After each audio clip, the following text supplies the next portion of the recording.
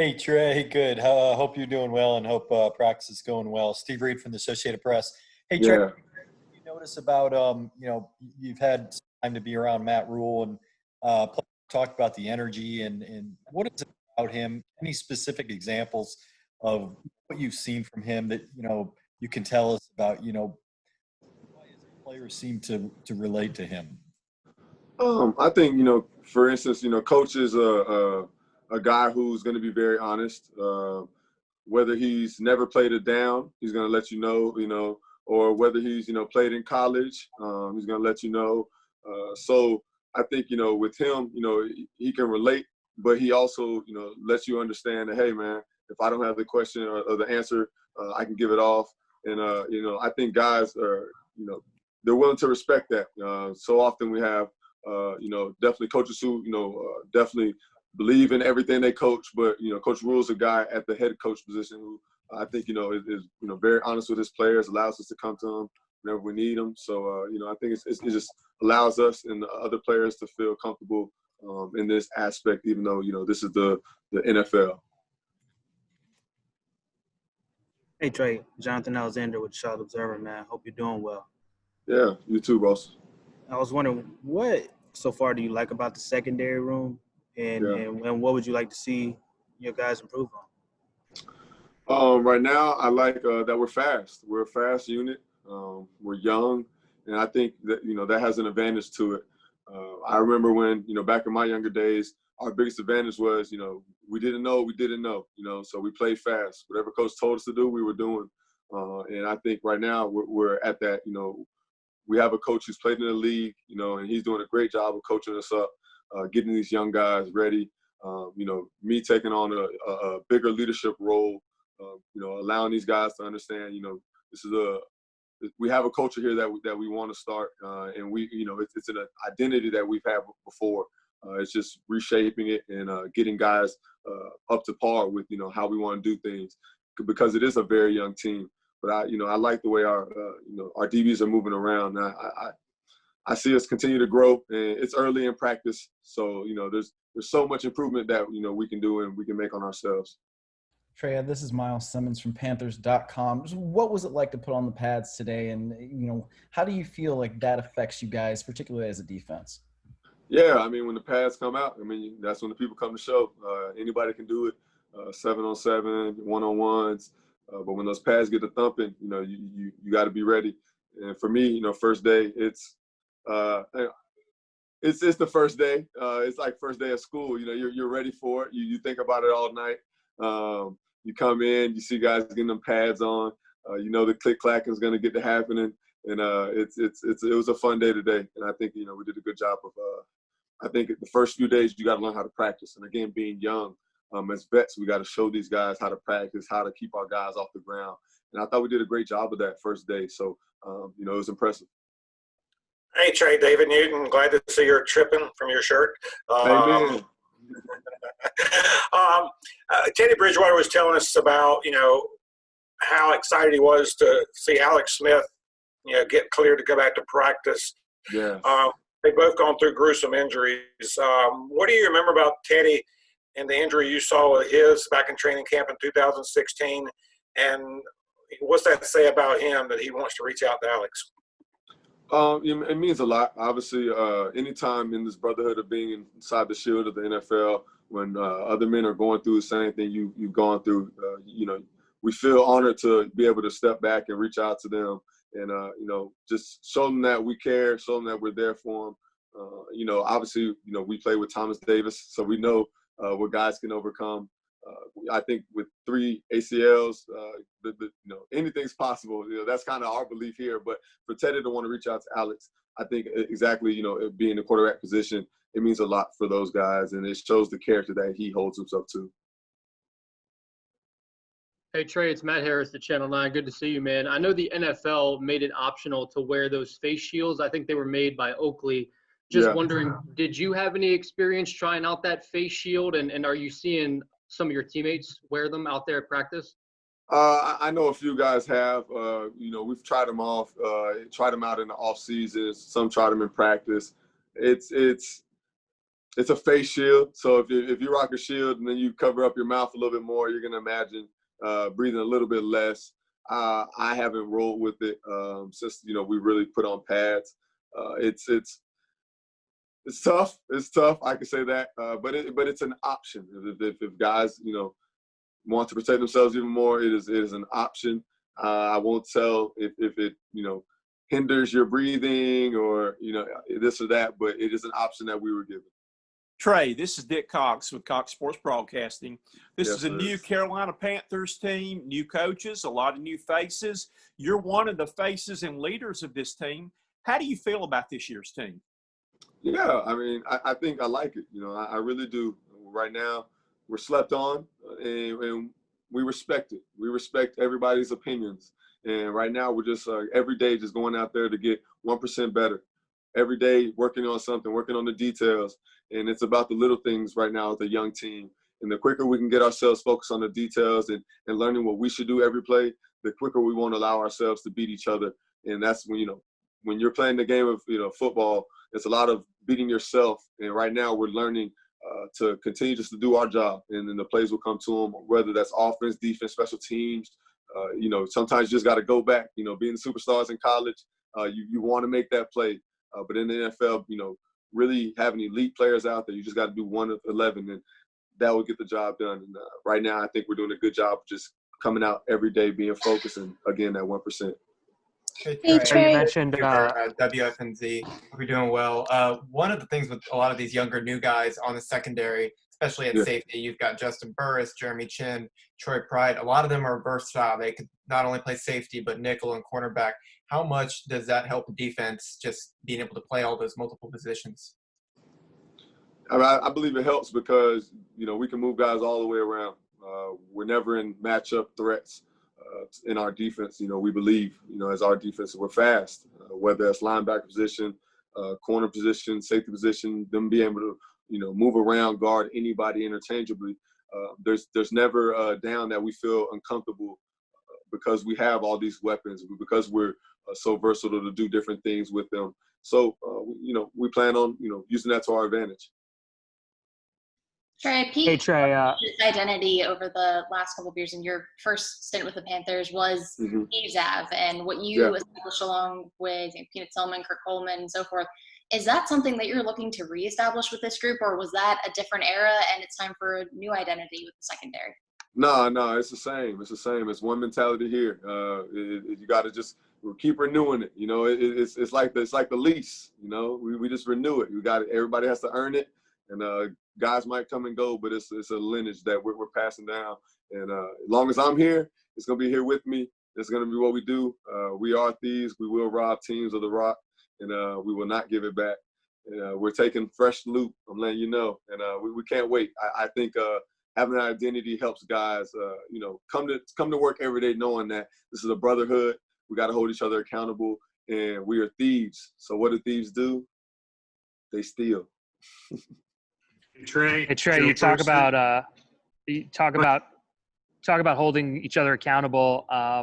We saw, I think the defense jumped off sides, and coach had you guys get down and do some push-ups. Is that when was the last time you had to do that during practice? And what does that kind of say about the way that he's running practice? Yeah, I mean, I've done push-ups before, holding each other accountable.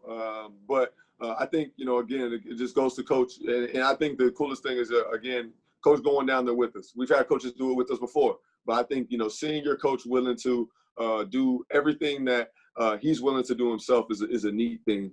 And it gains respect of players. So for him to, hold us accountable, we love it. We love it because we put pressure on ourselves. We are the Carolina Panthers. We go through defense first, and it's we hold ourselves to a higher standard. So I love it, and when he does it, it just gets us fired up. Hey, Tre, there apparently have been currently only 15 players on COVID IR out of 2,600 across the league, I think. Yeah. You guys are one of only 5 teams that had 0. Is this working better than you even thought? And, or are you still a little concerned as the hitting and the contact increases where this could still potentially be? Yeah, I think, honestly, here in Charlotte, I think our team We're very responsible. Our city's been responsible. I don't see a huge impact for our team. I think what most guys are worried about are the hot spots, the California teams, the Florida teams, the Texas teams. And also, you got to wait till guys get out of camp when they're actually able to have that free time, quote unquote. So right now, we're kind of in our own bubble being training camp. But what will that look like after guys are free? So I think, it's early to make any predictions. I like the way we're doing things here in Carolina. I don't see our guys being irresponsible. We have, we got to make sure that we take care of our brothers, and not only our brothers, we have staffs here that are our sisters, and that we just got to make sure that everybody's smart, keeping masks on. I got mine right here, but I think, again, we're doing a good job here. Trey, Elena, Getzenberg, Charlotte Observer. I was wondering for you, obviously this is a very different off season, but how do you feel like so far things are going in terms of being ready for the season on time and just working with this different schedule? Yeah, I mean, I kind of equate it to a regular training camp schedule, and for us, we just have to take advantage of it. Some people might not want the time or can afford the time. Well, if we can afford the time, we can, socially distance. Why not? We know what we're against. While those teams can afford not to meet in person because they've been with each other for years, we are a team that is not. So it's good for us to come in here and see each other's faces, identify. If we're calling this a brotherhood, then get to know your brother, get to know your coach. And I think that's to our advantage in this, because we have to build that chemistry within our team to get up to par with we should be to become a winning, organization again. Hey Trey, Vincent with the Riot Report. I was wondering what you've seen from TJ Green so far through the training camp and where he fits into this secondary. Yeah. I mean, I've seen TJ Green play, obviously corner for us, but he's playing well. He can switch up. He's playing different positions. But I like where he's at right now. He's focused. He's been playing, I think, pretty good ball these last few days. One thing about him is when the coaches give him a task, he's going to focus in on that. He's going to do it, and he's going to try to do it his best ability. Now it's just working techniques here and there to dial up himself to become the player that he knows he is and the player we want him to be. Trey, what have you thought of Jeremy Chin so far? I mean, especially given that he is playing so many different spots.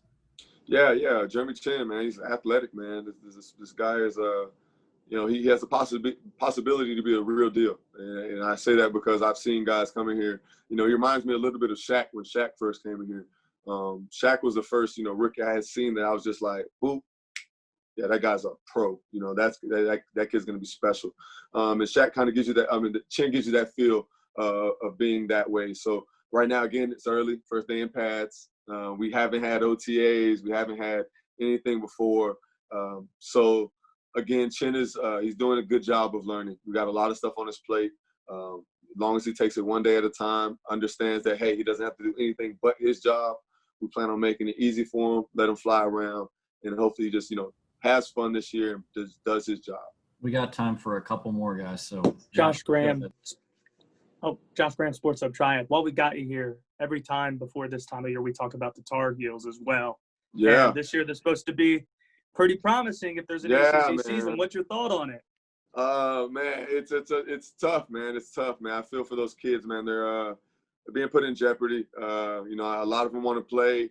A lot of them just want, just like the NFLPA, we want stuff involved, rules, policies that can hold us accountable to being safe. And those kids, I can only imagine being in college and having my senior year, my junior year taken from me. So it's cool to see those kids get together. NFL players get with them and support them because we were once there. We knew how it felt to, not feel like your voice is heard. Don't speak up because that can hurt your playing time. But I think everybody understands what's going on, and I would love to see a UNC season this year. Obviously, I want the kids safe, and it's very promising. I know it's going to be promising, man. We're only getting better and better there back in Chapel Hill. And I hope it doesn't hinder these guys from being very special. Trey, Nick Carboni from WCNC Charlotte. What does it mean to you to come back this year, after a few years away and coming back last year, obviously, but year to year staying in the same place? And as you kind of alluded to, helping carry on that culture that you're used to here and kind of help it enter a new chapter? Yeah, I mean, it means a lot. Obviously, we know how much I love the city, the fans. You guys know how much I interact with just, the media. So it means a lot to come back, obviously, to re-sign the contract, to be a part of the way we rebuild this. I was there, at its peak, and, I plan on getting us back. And whether that's, doing anything I got to do, I plan on us getting back to it because we have potential, and that potential is a dangerous word because you got to live up to something. But I see us having the coaches, the staff, to get us, detailed up, to get us up to par, to get us to the new culture that we want us to be. Because from what we know, Carolina Panthers never had 2 back-to-back winning seasons, and we're not saying it's going to be mucho rapido, but we plan on making a difference that stays for the long haul. And we like, the way Coach Rhule's, coaching this team up right now. He's gaining a lot of respect from guys, whether that's from vets or the rookies, coaching staff. And he's a guy who I said before, he has it, so he makes you want to fight for him, makes you want to practice for him. And he has niches to get guys going, and I like that because I'm a guy who, you don't got to get me going. I'm ready to go. But to see him light up other guys, whether it's coaches, players, and challenge them, it shows, this guy has something to him. Guys, we gotta let Trey go, so let's go with let's get one more from Mike. Go ahead, Mike. Trey, Mike Solarte, Spectre News 1. Good to see you, boss. What's up, boss man? As we talked in the off season, you hadn't gotten your deal done. You got your deal done. The last couple of seasons, you were coming in at the tail end of training camp. So, one, how are you enjoying this new workload of having to be at camp every day? But two, how are you approaching the season? Because now you enter this season maybe with some peace of mind, with that security of the contract that you long sought and you now finally have. Yeah, I think, being able to, be in training camp, it's good. I think the off season was kind of like the same for me. I kind of took it, the same as the last 2 years. I knew, okay, I'd be going to training camp, so get your body right. But having a little bit, obviously more money, getting paid, too much is given, as much required. So, I take that every day, a chip on my shoulder, knowing that I got to lead these young guys. I got to, I'm literally, one of the 3 captains on this defense, and we got to, that's how we got to approach every day. And luckily I've had great guys in front of me, Roman Harper, Kurt Coleman, guys, obviously Thomas Davis, Luke Kuechly, so I think about these guys every day. I think about how did they lead me when I was young? How did they pull me to the side and get me going? How can I just run around and show these guys each and every day I'm going to be an example for these young men. And for me, I'm only 28, so I feel like I'm still young. Like, why are y'all doing this to me? Like everybody, they call me so old around here, and it's crazy because we are a young team. So every day I approach it with the leadership mentality. How can I, whether it's talking, communicating, you guys know I love to talk, but also putting the actions behind the words so these guys understand I'm willing to do, just like Coach, we're willing to do anything that we tell you to do. And again, guys are receptive. That's why I like my group right now, man. We have some good younger players. They're willing to listen. We take coaching well. And I think, as long as we continue to take it 1% at a time and a day, the little wins are gonna build up to the big wins. And as long as we take our time with it, we'll truly be something special, I believe.